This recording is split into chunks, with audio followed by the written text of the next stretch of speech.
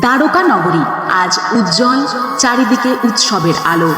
মহারাজ শ্রীকৃষ্ণ মহাযুদ্ধ শেষ করে ফিরে এসেছেন।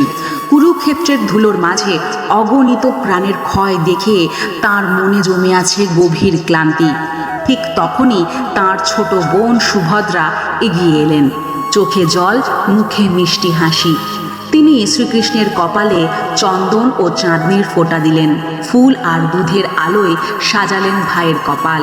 সুভদ্রা বললেন, দাদা, তুমি তো পুরো পৃথিবীর রক্ষাকর্তা, কিন্তু আজ আমি চাই তোমাকে আমার আশীর্বাদ দিতে, যেন সব বিপদ থেকে তুমি নিরাপদ থাকো। শ্রীকৃষ্ণ মৃদু হাসলেন, বোন, তোমার ভালোবাসাই তো আমার আসল রক্ষা।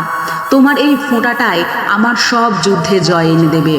সেই দিন থেকেই শুরু হলো ভাই ফোঁটার রীতি, যেখানে বোন ভাইয়ের মঙ্গল কামনা করে কপালে ফোঁটা দেয়, আর ভাই প্রতিশ্রুতি দেয় তার বোনকে সারা জীবন রক্ষা করবে। শ্রীকৃষ্ণ সুভদ্রার কপালে হাত রেখে আশীর্বাদ দিলেন, যে বোন তার ভাইয়ের মঙ্গল চায়, এই দিনে আমি নিজে তার রক্ষা করব চিরকাল।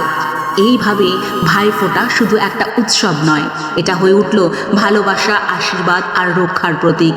শুভ ভাইফোঁটা সকলকে। যেমন সুভদ্রা রক্ষা করেছিলেন শ্রীকৃষ্ণকে, তেমনি প্রতিটি বোনের প্রার্থনা আজও ভাইয়ের জীবন আলোকিত করুক। রাধে রাধে। শ্রীকৃষ্ণকে ভালোবেসে থাকলে, আমাদের সনাতন ধর্মকে ভালোবেসে থাকলে অবশ্যই লাইক করুন, সাবস্ক্রাইব করুন আর শেয়ার করুন।